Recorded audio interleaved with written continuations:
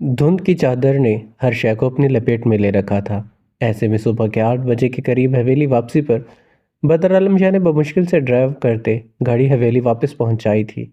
नफीसा शाह को सुबह के 3 बजे होश आया। अब उनकी तबीयत खतरे से बाहर थी। बदर आलम और आसाल आगा शाह एक साथ वापसी के सफ़र को रवाना हुए। आबाद शाह हॉस्पिटल में नफीसा शाह के पास ही रुक गए थे। हवेली में कदम रुकते ही आसाल आगा शाह को किसी अनहोनी सी अनजानी सी अनहोनी का खतरा लाहक हुआ। आज़ाद कश्मीर के इस पहाड़ी इलाके में सर्दी की हिद्दत मुल्क के सब शहरों और इलाकों से ज़्यादा थी। कुछ दिनों तक शायद बर्फ़बारी भी शुरू हो जाती। आसाल बेचैनी से आगे बढ़ते अपने कमरे की जानिब बढ़ा। उसे अपनी आंखों से एक बार फिर से महमल कुरैशी और फिर रूप शाह को देखना था। उसके बाद वो शाम तक पंचायत के लिए रवाना हो जाता। मलगज्जे से हुलिये में भारी कदमों समेत वो बदर आलम शाह को रूप के कमरे की जानिब जाने का इशारा कहकर खुद अपने कमरे की जानिब बढ़ा था। दरवाज़ा खोलते उसकी स्याह पुरकशिश आंखें नाउम्मीद लौटी थी। महमल। दरवाजे के बीच रुकते इसने बुलंद आवाज़ में इसको पुकारा, मगर इसके चेहरे की रंगत साफ अया कर रही थी, जैसे वो जान चुका हो कि वो कमरे में नहीं है। धाड़ की ज़ोरदार आवाज़ से दरवाज़ा बंद करते वो लंबे लंबे डाक भरते नीचे उतरा। समीना शाह अभी तक अपने कमरे में थी। आगा जान डेरे की तरफ रवाना हो चुके थे। हवेली में सिवाय मुलाजमीन के और कोई भी नहीं था। आगा रूप ठीक आगा रूप ठीक है, दवा के ज़ेरे असर है। मुझे पंचायत के इंतज़ामात देखने जाना है। आप थोड़ी देर रेस्ट करें, फिर बाद में बैठकर बात करते हैं। बदर आलम शाह इसके चेहरे के गज़बनाक तासुरात देखकर संजीदगी से इसे बताता खुद बाहर की जानिब बढ़ा था।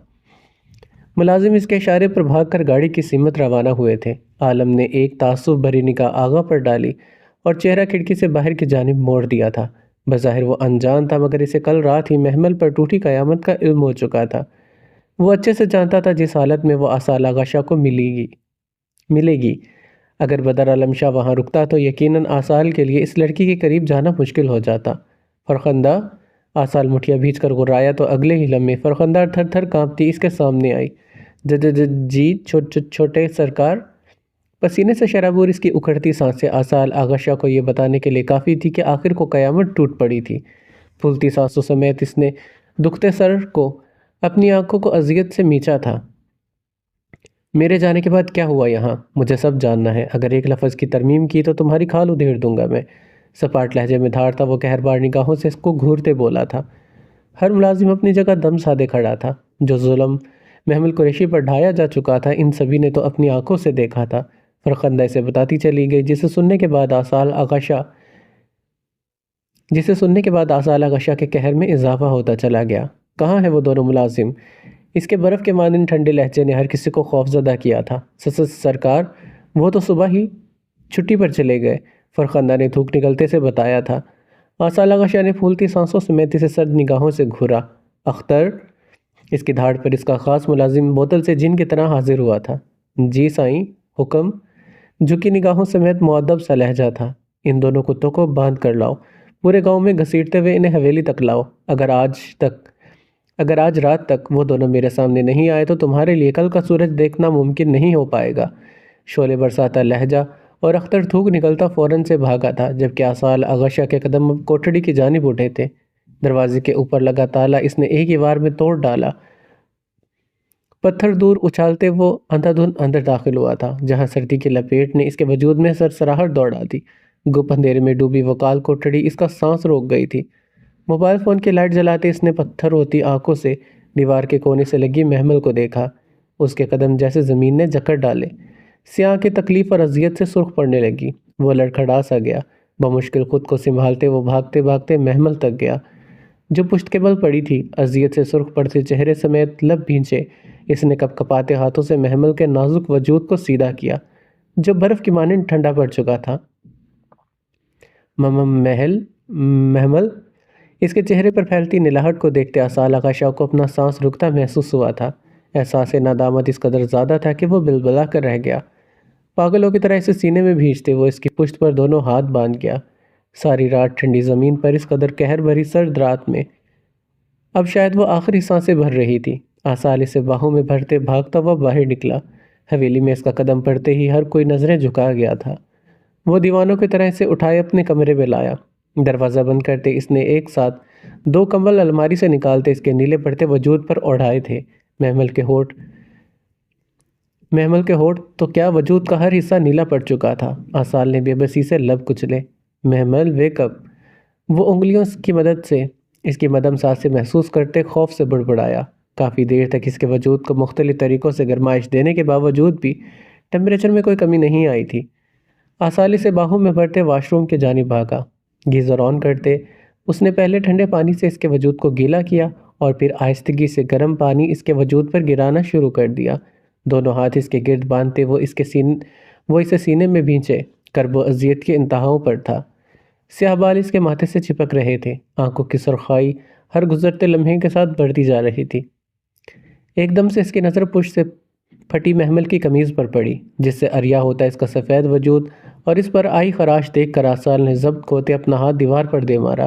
کافی دیر کے بعد محمل کی سانس کچھ بہتر ہونے لگی تو آصال نے نرمی سے اس کے وجود کے گرد بادروح پہنایا تھا۔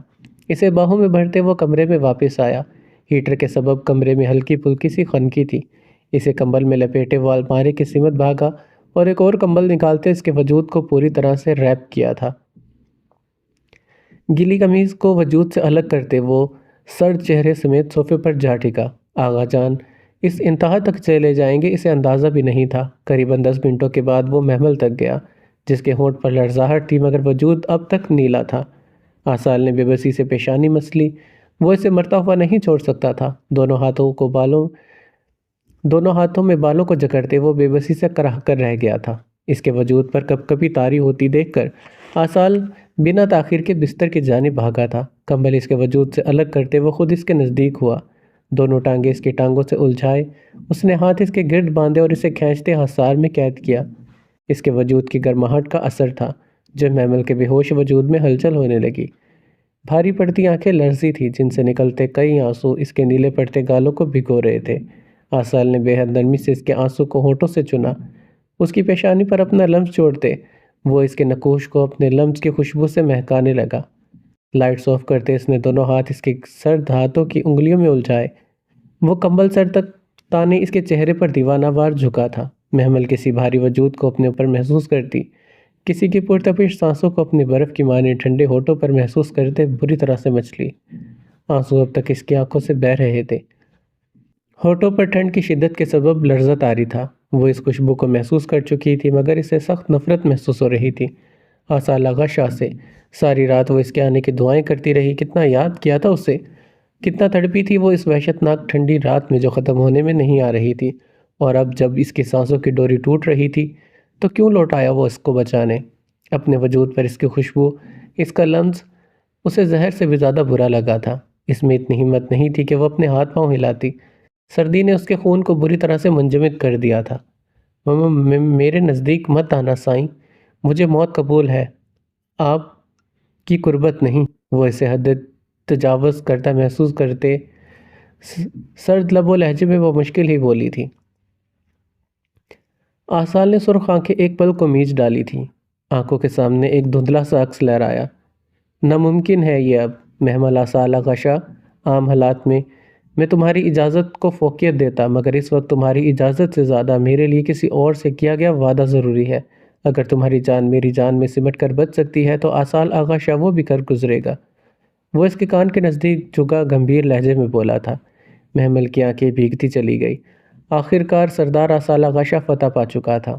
اسے اب احساس ہوا تھا اسے صرف اور صرف مہرہ بنایا گیا تھا، شاہ خاندان کے وارث کا۔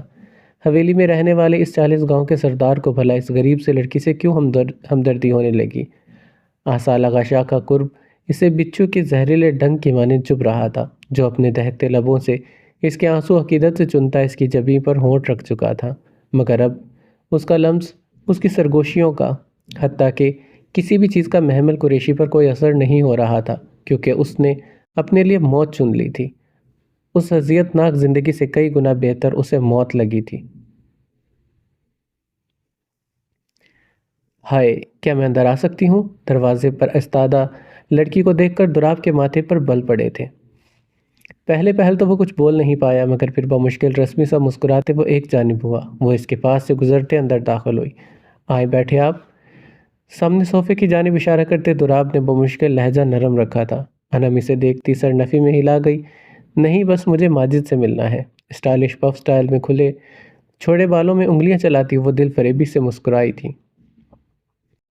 اس کی مسکراہٹ کے انداز پر دراب نگاہیں چرا گیا۔ یلو شرٹ اور سکرٹ کے نیچے ٹائٹ جینز، کھلے بالوں میں ہلکا سا میک اپ اس کی خوبصورتی کو نکھار رہا تھا۔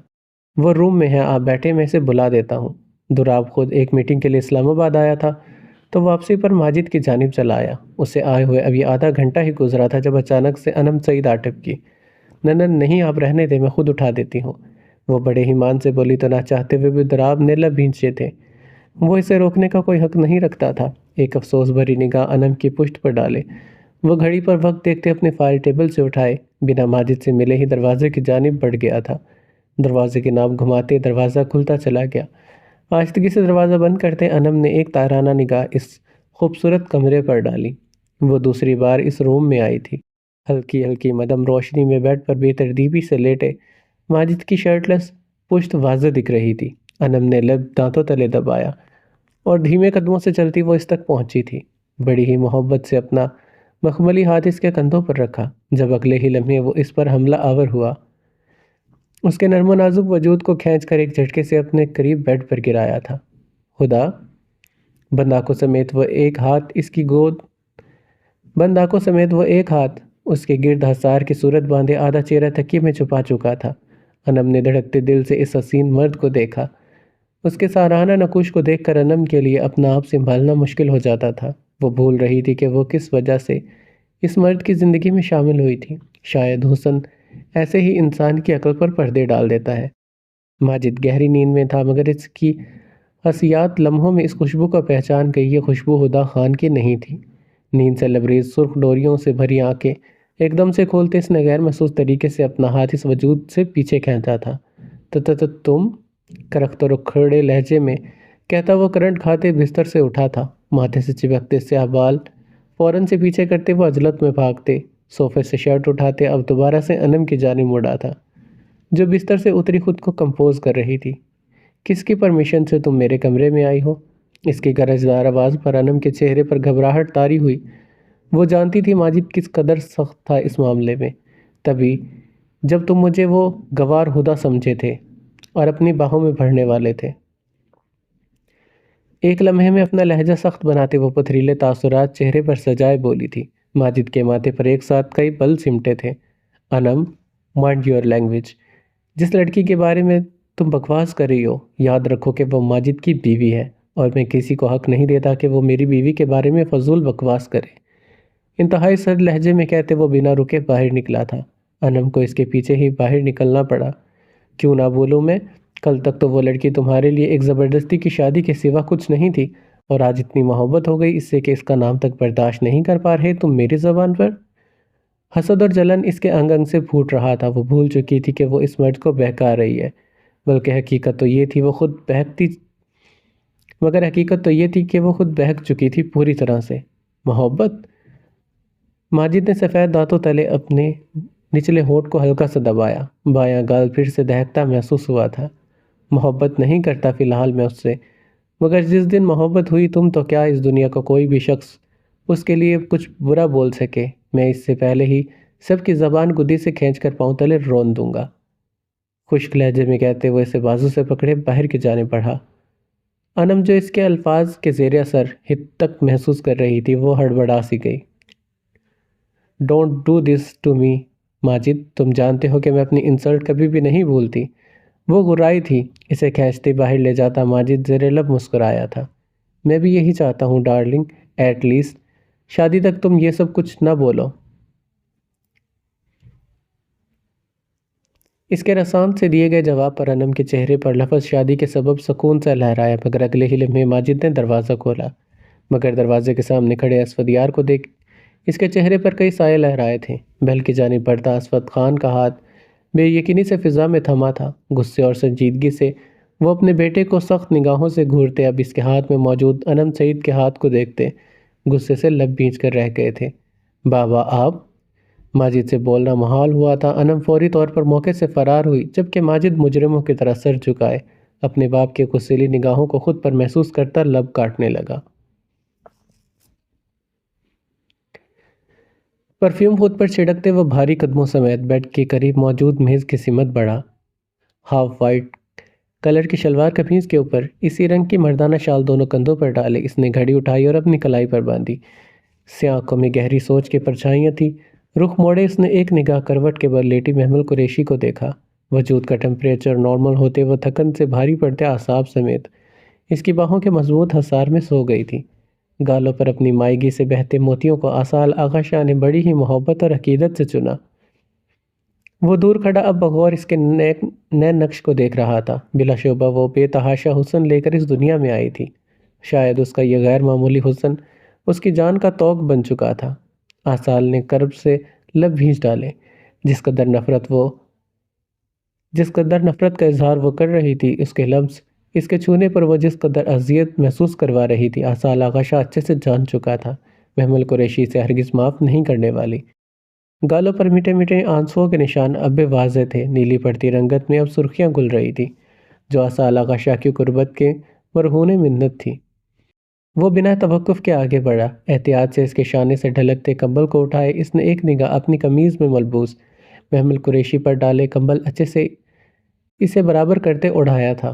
माथे पर ढलकती कुछ शरीर सुनहरी लटों को अपनी उंगली की पूर से चुनते इसने झुककर अपने होंठ महमूल कुरैशी के पेशानी पर रखे थे। ये पहला लम्स था जो इसने पूरे हक से इसके वजूद पर छोड़ा था। उंगलियों की पूर से इसके गालों पर बने आंसुओं के मीठे मीठे निशान को सहलाते वो गहरी सांस भरते उठा। बिना आवाज़ किए वो अब कमरे से बाहर निकल आया।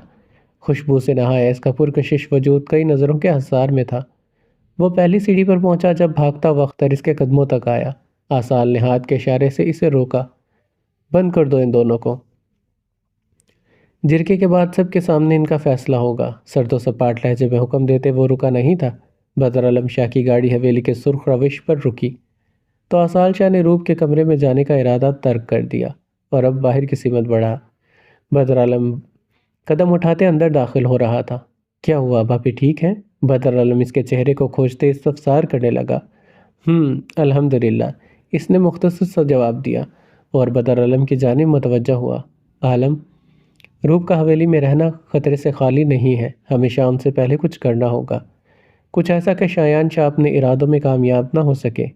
पुश्त पर हाथ बांधे इसने इशारे से मुलाजमीन को इस जगह से दूर भेजते बदर आलम शाह को मुखातिब किया था जो धड़कते दिल से इसे सुन रहा था जैसे इन्हीं लम्हात का इंतज़ार हो।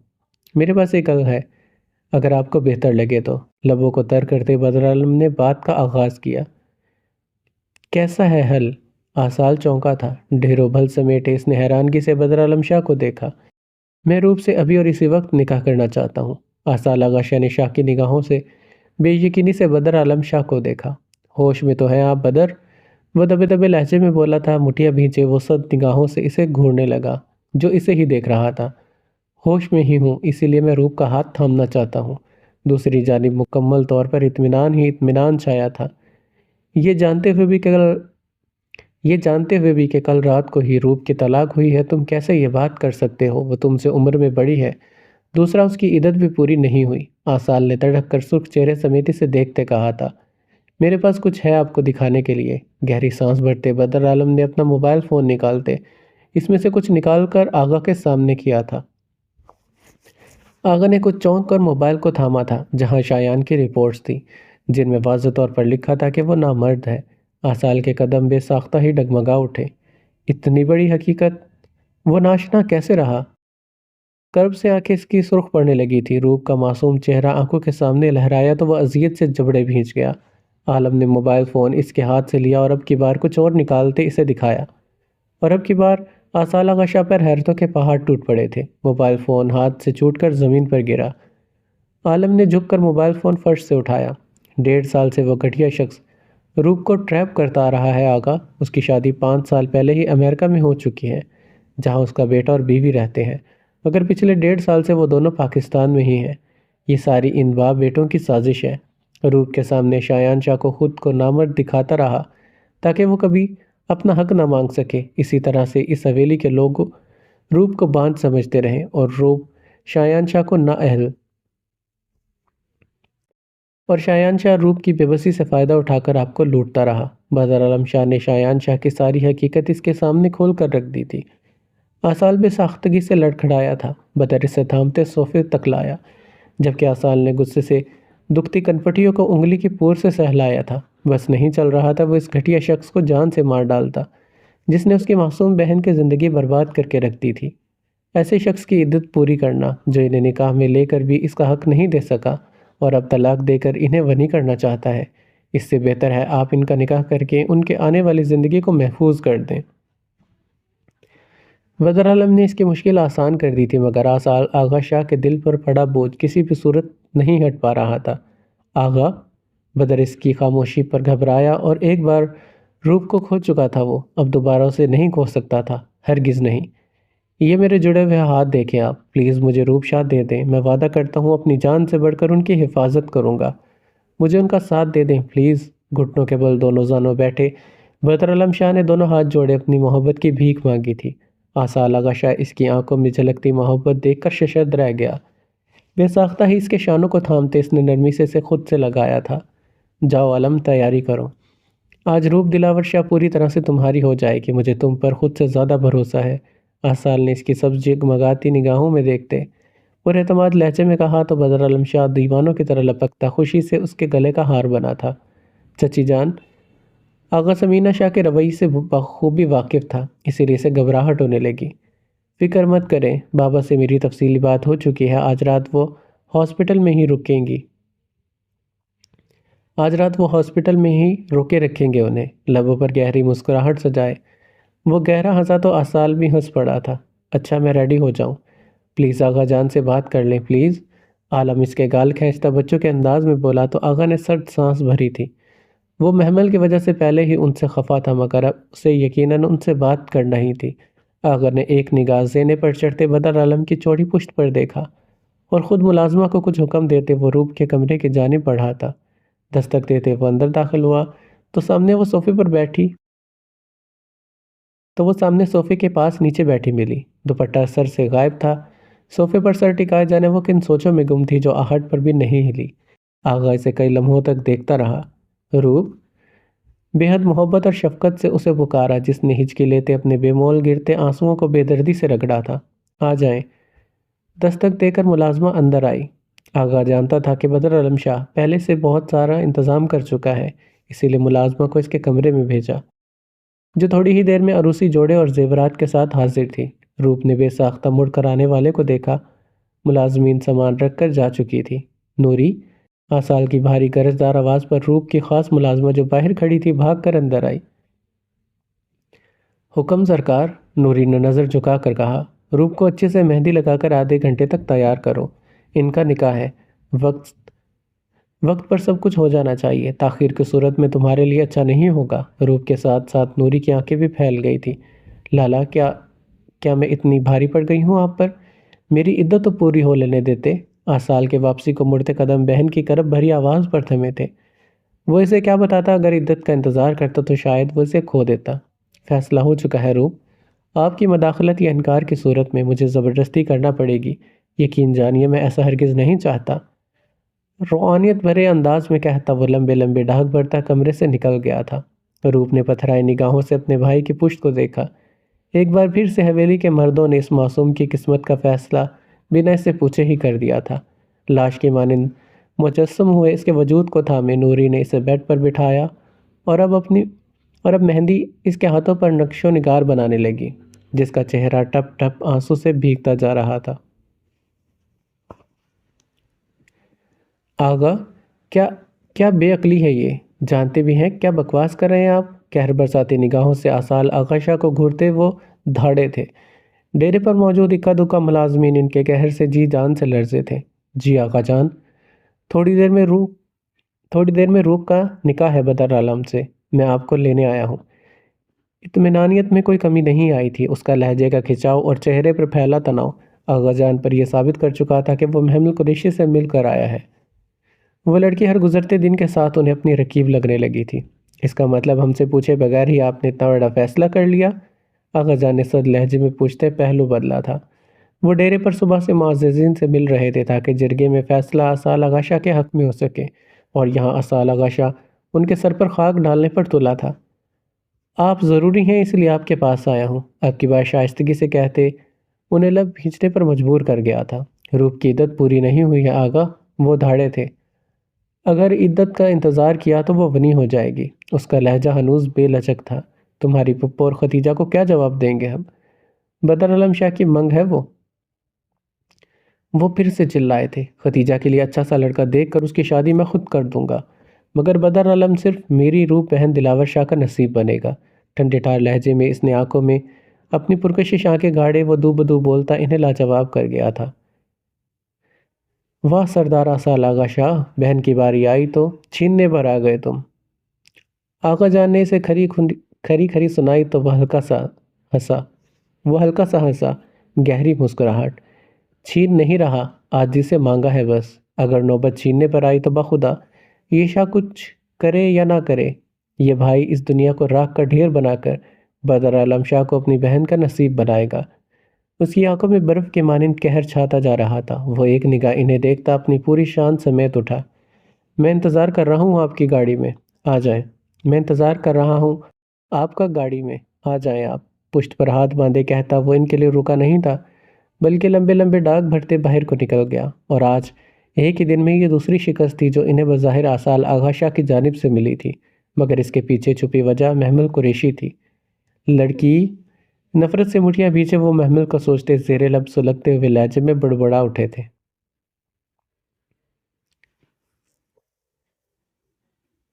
یہ کس کا نام لکھ رہی ہو تم نوری؟ چھوڑو میرا ہاتھ۔ مہندی کا چھوٹا سا پھول جس کے ساتھ ہی جگمگاتے بدر عالم کے نام کو بے دھیانی میں دیکھے، جیسے روپ کے پتھرائے وجود میں سانسیں پھونک دی گئی تھی۔ سیاہ کے حد درجہ پھیلائے وہ گہری سانس بھرتے نوری کو دیکھنے لگی۔ نوری نے معصومیت سے دلہن کے عروسی لباس میں دبکتی اس نازک سی گڑیا کو بے بسی سے دیکھا، جس نے 3 بار کی اس کی محنت کو پانی سے دھو ڈالا تھا۔ دونوں ہاتھ کی پشت اور دانے ہاتھ کی سیدھی ہتھیلی پر مٹے مٹے مہندی کے نشانات پڑ چکے تھے۔ وہ نوری کی کوشش کو آدھے میں روکتی فوراً سے ہاتھ دھواتی، جیسے اپنی قسمت میں زبردستی آنے والے شخص کو دھونا چاہا ہو۔ مجبوراً نوری نے منت سماجت کر کے اسے کپڑے پہنائے، کیونکہ آصال آغا شاہ کا دیا گیا وقت پورا ہو چکا تھا، اور اگر آصال آغا شاہ آ جاتا تو یقیناً نوری کے جان کے لالے پڑ جاتے۔ اور اب وہ اس کی منتیں کر کے بائیں ہاتھ کی ہتھیلی پر چھوٹا سا پھول بنا رہی تھی کہ روپ نے اسے بری طرح سے ٹوکا۔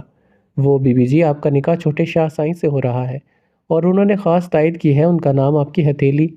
نور کی چلتی زبان کو بریک روپ کی قہر برساتی نگاہوں سے لگا تھا۔ روپ بدر عالم شاہ کو سوچتے ہی غصے سے لب بھینچتے مٹھی زور سے بھینچ گئی تھی، مگر مہندی کے رنگ سے رنگا بدر عالم شاہ کا نام اس کے ہاتھ پر گہری چھاپ چھوڑ چکا تھا۔ وہ ایک دم سے اٹھی تو آنکھوں کے آگے اندھیرا چھایا، سر جھٹکتے وہ خود کو سنبھالتے اب بھاگ کر کمرے کی دہلیز عبور کر گئی تھی۔ سرخ و سفید پاؤں میں بندی پاسیب کی چھن چھن کی آواز موت کسی خاموشی میں کسی ساز کی طرح گونج رہی تھی۔ سرخ عروسی جوڑے میں وہ پاگلوں کی طرح بھاگتی سیڑھی کی جانب بڑھی، جب پیچھے سے آتی نوری نے اسے روکا تھا۔ چھوٹی بی بی سائیں رک جائیں، آپ اوپر نہیں جا سکتی نکاح سے پہلے۔ نوری نے خوفزدہ نگاہوں سے اس پریوش کو دیکھا، جس کا سفید چہرہ آنسوؤں سے تر تھا، سیاہ آنکھوں سے ڈھلکتے آنسو غضب ڈھا رہے تھے۔ پیچھے ہٹ جاؤ نوری، مجھے بات کرنی ہے بدر عالم سے۔ اس کی باریک آواز پھٹ پڑی تھی، بھیگی آواز دیر تک رونے کی چغلی کھا رہی تھی۔ نوری کے کچھ کہنے سے پہلے وہ بھاگ کر اوپر کی جانب گئی۔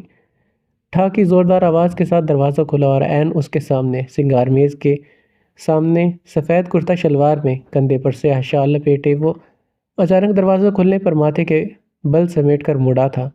سامنے کھڑی روپ دلاور شاہ کو دیکھ کر ایک پل کو آنکھیں جھکی، اور اگلے ہی لمحے جاگیردارانہ ملکیت کے احساس نے اسے مجبور کیا تھا کہ وہ اسے پورے طریقے سے دیکھیں۔ اور یہ پہلی بار تھا جب وہ چاہ ہونے کے بعد اس لڑکی کو استحقاق سے دیکھ رہا تھا۔ نازک سا کملایا وجود کس قدر غضب ڈھا رہا تھا اس رنگ میں۔ عالم، روپ شاہ کی بھاری بھیگی آواز پر اس نے پہلی بار جی نہیں کہا تھا، بلکہ ہنوز کھڑا اس کے سرخ لبوں کو دیکھتا رہا جو رونے کی شدت سے کپ کپا رہے تھے۔ ناک میں موجود وہ نتھی کس قدر جچ رہی تھی اس کے مکھڑے پر۔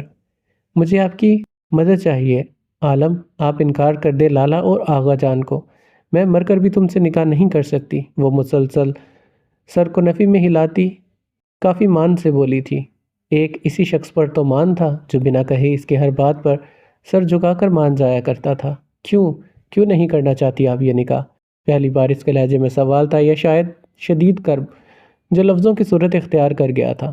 گہری سبز آنکھیں انسیاہ بھیگے نین کٹوروں میں الجھ گئی تھی جو اسی کو بے یقینی سے دیکھ رہی تھی۔ کیونکہ میں تم سے بڑی ہوں، میں نے تمہیں ہمیشہ اپنا بھائی سمجھا ہے، اور میں ایک طلاق یافتہ لڑکی ہوں جس کی عدت بھی پوری نہیں ہوئی۔ روپ دلاور شاہ نے گہری سانس بھرتے اس کے دل کو سکون سے زخمی کیا تھا، جس کے انابل لب ہلکا سا مسکرائے تھے۔ سفید رنگت میں بے ساختگی سرخی گلی تھی۔ سبز آنکھوں میں تکلیف کا عنصر گہرا ہوا تھا۔ اتنی بھی بڑی بات نہیں ہے، بس بھائی سمجھنا چھوڑ دیں آپ، کیونکہ میں نے آپ کو کبھی بھی اس نظر سے نہیں دیکھا روپ دلاور شاہ، اور طلاق یافتہ کی تو بات ہی مت کریں آپ۔ اگر مجھے آپ کو اس شخص سے رہائی دلانے کے لیے آپ کو بیوہ بھی بنانا پڑا تو میں وہ بھی کرتا۔ پشت پر ہاتھ باندھے وہ کندھے اچکاتے صاف گوئی سے بولا، گویا اس کی جان لینے کا در پر تھا۔ روپ دلاور شاہ کا چہرہ ایک پل کو تاریک پڑا۔ آپ جائیں روپ، آقا کو اپنا نکاح سے پہلے ہمارے کمرے میں آنا ہرگز پسند نہیں آئے گا۔ بدر نے اسے نرمی سے تھاما تھا جب وہ ہاتھ جھٹک کر پیچھے ہوئی اور نفرت بھری نگاہوں سے اس خوبرو 24 سالہ شخص کو دیکھا جسے وہ بچپن سے بہن بن کر سنبھالتی آئی تھی، جس نے ہوش سنبھالتے ہی اس پر اپنے جذبات عیاں کرنے شروع کر دیے تھے، جس کی محبت کی پرچھائیوں سے لاپرواہ بنتی وہ جوانی کی دہلیز عبور کر جاتی تھی۔ جھوٹ کہہ رہے ہیں آپ؟ اس کے ہونٹ بے یقینی سے پھڑ پھڑائے تھے۔ بدر نے لب کچلتے اس حسن کی مورت کو دیکھا۔ اسے چھونے کا کوئی حق نہیں تھا اس کے پاس، اور یہی بات اس کو روک رہی تھی۔ الحمدللہ یہ جھوٹ نہیں ہے روپ شاہ، میں پورے دل سے آپ کو اپنے نکاح میں لے رہا ہوں، اور آپ بھی اب ضد چھوڑ کر اپنے فیصلے کو دل سے تسلیم کریں۔ بدر نے دو ٹوک لہجے میں کہتے گویا اس کی آخری امید بھی توڑ ڈالی تھی۔ وہ پتھرائی نگاہوں سے اس کو دیکھتی رہ گئی، جس کی آنکھوں میں آج نہ تو ادب تھا نہ ہی لحاظ، بلکہ استحقاق تھا۔